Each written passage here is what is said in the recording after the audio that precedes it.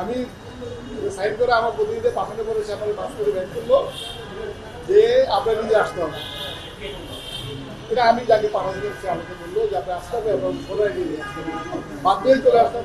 আমরা কি করতে ভালো আপনারা জানেন আমরা ক্লাব নিয়ে আমাদের আমি এখানে আসলাম। আমার ধারণা ছিল এখানে নির্বাচন কমিশনার ওনারাই ওনাদের হাতে দিব বা ওনাদের সাথে কথা বলবো, ওনারাই রিসিভ করবো। আমি যে রিসিভ করেছে তাকে আমি চিনি না। আমি বাধ্য সঙ্গে জিজ্ঞেস করতে আপনি কি রিসিভ করতে বুঝে আমরা সিআইডি থেকে আসছি, সিআইডি থেকে আসছি। উনি আমাকে বলছে আমরা সিআইডি থেকে আসছি, সেটা পাওয়া উনি নির্বাচন কমিশনার থাকবে তার মেম্বাররা থাকবে, এটা রিসিভ করে। ইটস ভেরি ইম্পর্টেন্ট জিনিস কিন্তু আমাদের দৃষ্টিতে, কারণ আমরা ক্লাব চালাই। ওয়ালটন বিএলডিসি ফ্যান খরচ বাঁচে 65% পর্যন্ত। ওয়ালটন বিএলডিসি ফ্যান ছড়ায় স্বস্তির সবুজ হাওয়া। ক্লাব চালাতে লাগে 30-20 লাখ টাকা, সেক্রেটারি লাগে 30-40 লাখ টাকা। এইসব ক্লাবগুলি তো মানুষ টাকা পয়সা খরচ করে হঠাৎ করে আপনি ক্লাবগুলি ব্যান করে দিবেন উইদাউট নোটিস, এটা খুবই দুঃখজনক।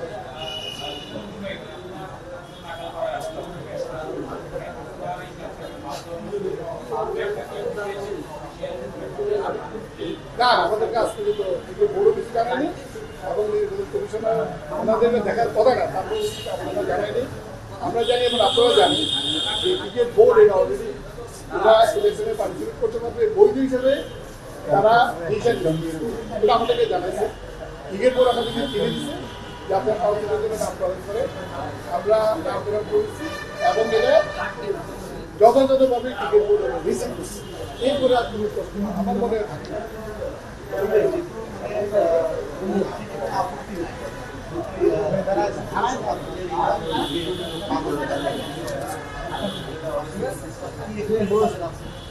এটা আমাদের কনস্টিটিউশনে আমি যতটুকু জানি এটা নাই। আমি লয়ারের সাথে কথা বলেছি, কারণ সেইভাবে বলাও তাদের ক্রিকেট বোর্ডের কোনো কিভাবে দিচ্ছে এরা ওনারাই জানে, আমরা জানি না।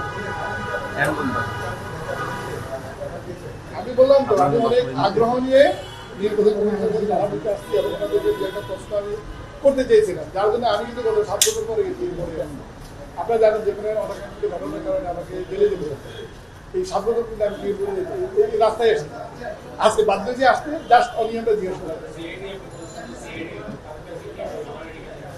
দেখেন নিজেই জানো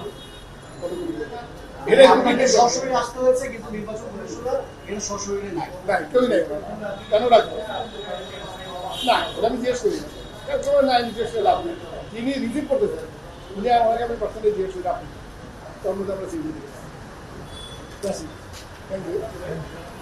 তিনি যেটা জানালেন যে আসলে যেই প্রসিডিউর মেইনটেইন করে আসলে এই আপত্তিপত্র জমা দেওয়ার কথা, যে এখানে যে কারো মাধ্যমে পাঠিয়ে দিলেই হবে সিগনেচার করে, কিন্তু পরবর্তীতে তিনি তার প্রতিনিধি পাঠিয়েছেন, কিন্তু বলা হয়েছে যে সশরীরে তাকেই আসতে হবে। সেই যে ভোটার যিনি আবেদন করেছেন বা অনাপত্তি যিনি তুলেছেন তাকেই আসতে হবে এবং ভোটার আইডি কার্ড সাথে নিয়ে এসেছেন। এসে এখানে তিনি ভেবেছিলেন যে ইলেকশন কমিশনের যারা রয়েছেন, তিনি সদস্য বিশেষ ইলেকশন কমিশনের যে সদস্যরা যারা রয়েছেন তাদের হাতেই সেটা জমা দেবেন। কিন্তু এসে তিনি দেখেছেন যে এখানে আসলে ইলেকশন কমিশনের কেউ নেই এবং তিনি ছিলেন না। যাদেরকে জমা দিতে যাচ্ছেন তাদের কাউকে তিনি ছিলেন এবং জিজ্ঞেস করেছেন যে আপনাকে জানিয়েছেন তারা সিআইডি থেকে এখানে রয়েছেন এবং তারাই আসলে তার আপত্তিপত্রটা গ্রহণ করেছেন এবং ভোটার আইডি তাকে শো করতে হয়েছে, ভোটার আইডি দেখাতে হয়েছে। এবং তিনি বলছিলেন যে আসলে তিনি একজন দক্ষ সংগঠক এবং পুরনো একজন সংগঠক, ক্রিকেট সংগঠক, এবং তিনি এখন পর্যন্ত আসলে এই ধরনের ইলেকশন বা এই ধরনের আসলে প্রসিডিউর তিনি দেখেন। তিনি কিছুটা হতাশা প্রকাশ করেছেন, তিনি অবাক হয়েছেন এবং তিনি যেটা বলছিলেন যে আসলে নির্বাচন কমিশন এখানে থাকবার কথা।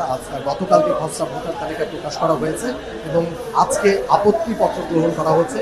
আগামীকালকে শুনানি হবে এবং শুনানির পরে ইলেকশন কমিশন চূড়ান্ত ভোটার তালিকা প্রকাশ করবে। তারপর দিন অর্থাৎ আগামী পরশু দিন চূড়ান্ত ভোটার তালিকা প্রকাশ করবে। কিন্তু আসলে এই যারা আজকে আপত্তি জানাচ্ছেন বা আপত্তিপত্র যারা জমা দিচ্ছেন, অনেকে আমরা দেখেছি এখানে তারা সশরীরে আসছেন এবং কেউ কেউ প্রতিনিধি পাঠিয়েছিলেন, কিন্তু পরবর্তীতে জানানো হয়েছে প্রতিনিধি পাঠাতে হবে না, নিজেকে আসতে হবে, এখানে এসে আপত্তিপত্র জমা দিতে হবে।